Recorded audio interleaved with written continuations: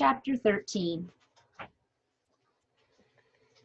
After school, when Ethan got home, he walked into his father's studio to see Inkling inside a tall glass vase on the drafting table.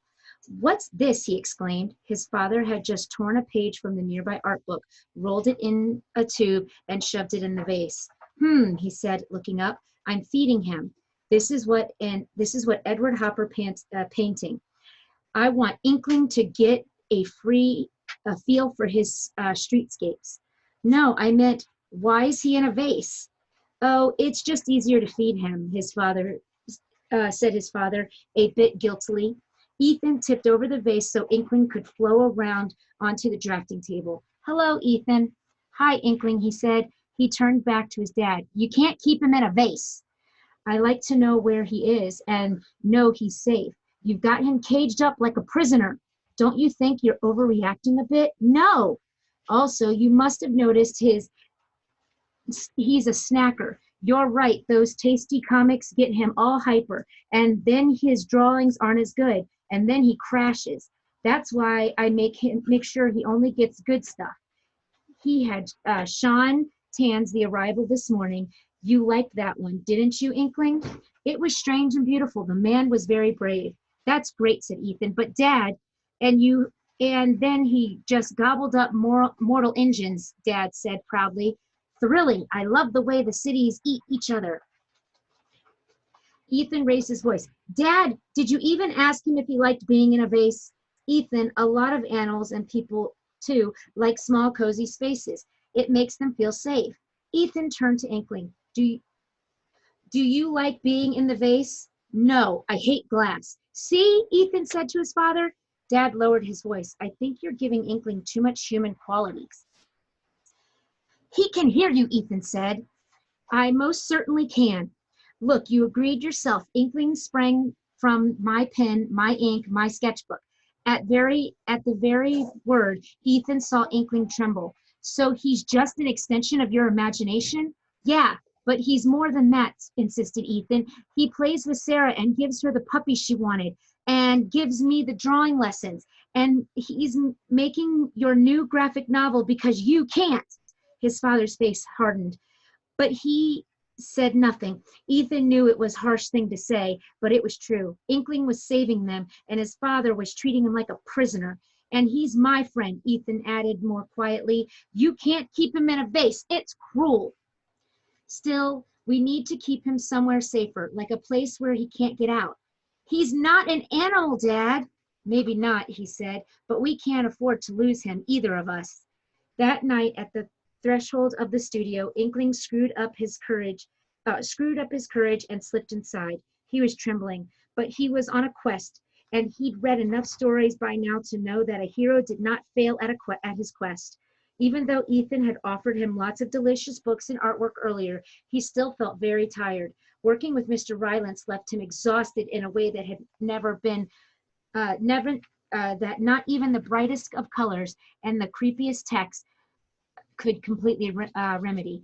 He was still happy with Danny, the champion of the world, but he probably wasn't eating as much as he needed to because he was slowly savoring the story.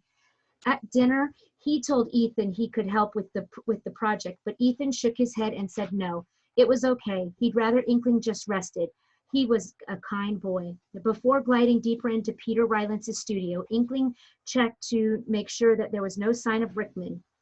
The enticing fragrance of ink swirled from the drafting table, from the crammed bookshelves, but he felt the strongest pull from the big closet to his left. The sliding door was ajar. Inside there were 6 deep shelves crowded with all sorts of things. Inkling wished he knew what he was looking for. He meandered around mugs filled with colored pencils and bamboo brushes, shallow dishes filled with gritty erasers and thumbtacks and paper clips. He slithered against stray cans, stacks of dog-eared magazines, rolls of paper, unopened bottle of Chinese ink. Reluctantly, he dipped into saggy cardboard file folder filled with boring forms and paperwork. Near the bottom of the closet, things got even messier. He paused. Go deeper. Back. He weaned himself past an ancient pencil sharpener an old camera, and a crusty humidifier. Shoved into the very back corner of his blue plastic bin, Inkling froze. A shiver of electricity passed through him. Without a doubt, this was it. This was what he'd been looking for.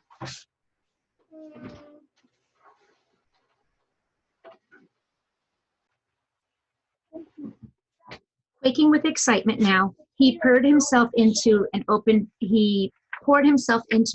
bin.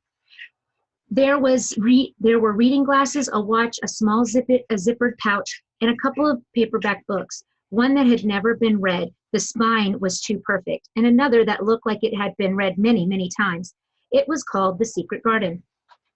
Jutting from between the pages was the tiniest corner of a piece of note paper.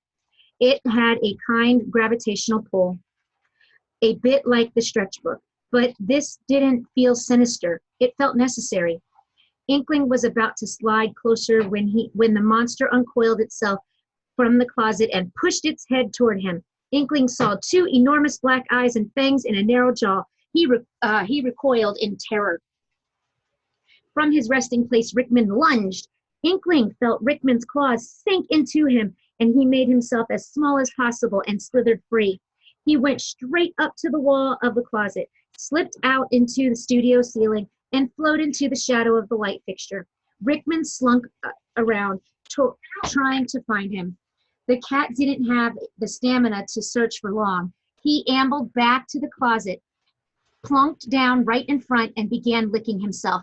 Defeated, Inkling retreated to Ethan's room. In the morning, Ethan still thought Inkling looked wiped out. He chewed at his lip and made a decision. You're coming to school with me. I believe your father wanted me to help today. That's just too bad. You need a vacation. We'll put some good books in my backpack and you can take it easy. Should you ask your father first? Nope. He knew Dad would be upset when he found out, but he didn't care. And look, this part was harder to say. You don't have to help me with my project anymore. You've got enough to do with Dad. But I want to help you finish it. You are my friend. Yeah, but you get so tired and I don't want you getting sick. He felt a sudden tightness in his throat. He remembered the picture of his mother on the hospital bed. I am fine, Ethan, truly. We can finish it today at school. Are you sure? You have to be sure. Yes, we've really just got a few more panels to do. Okay, thanks, Inkling. And Ethan, there is something lost that your father needs to find. I think I found it. At that moment, his father called out that breakfast was ready. I want to get you hidden in my backpack, Ethan said to Inkling. Tell me later, okay? Mrs. D was going to give them the last period to work on their projects, but Ethan thought it was too risky to use Inkling with everyone watching. So he asked his teacher if he could stay in the classroom during lunch to work. That way, he'd have the last drawing ready for Pino and Brady to color and letter. They took out the final spread. He had the classroom to himself. He got out his markers and reached into his backpack. Inkling, he whispered. He felt a small breeze as Inkling flowed into his hands. He kept his back to the door, so if anyone was peeking through the window, they wouldn't be able to see Inkling. Then they got to work. As always, Ethan knew how he wanted these final images to look, but it seemed impossible that his stupid stick figures could ever transform into pictures he imagined. Over the days, he and Inkling had gotten faster working together, knowing instinctively which way the other was leaning. Just having Inkling on the tip of the pen gave Ethan confidence. He didn't get paralyzed thinking he'd make a mistake. He took risks, but he also thought day by day he was getting a bit better. As they started the final splash panel, Ethan's heart beat faster. It was the big sweeping picture of the gorilla looking out over the zoo and the city as the sun set. Mission accomplished. Triumphant. Mission accomplished. Triumphant. When he finished, he was a bit out of breath, like he had just run a sprint. It was done. Thanks, he whispered to Inkling. On the edge of the page, Inkling wrote, "You did that last one all by yourself." Are you kidding me? You've gotten a lot better. Ethan stared hard at the last illustration. In no way was it as good as the others, but it wasn't half bad by comparison. By himself. He stared at the work a bit longer and felt a swell of accomplishment. A soccer ball hit the window, and when he stood up to look, he saw Pino in the schoolyard waving for him to come join them. There were still a few minutes before the bell. When he looked at Inkling, he felt a pang of guilt. Inkling didn't look as pale as he did first thing this morning, but he still didn't look his best. I brought some good books for you, he said as he slipped Inkling into his backpack. Thanks, I've still got a few more chapters of Danny. I like how they live in the gypsy caravan. Me too. When he was younger, he kept asking his parents if he could live like a gypsy caravan and sleep in bunk beds. Thanks, Inkling, for all your help. You really saved me. You're very welcome, Ethan. Do you want me to leave the backpack a bit open so you can get some light? No, thank you. That's all right. Ethan knew that Inkling didn't need light to read or eat or even draw, but he thought it was only polite to ask. He zipped his backpack shut, left it on the floor on the hook, and ran out to tell Siren and the others that he had finished.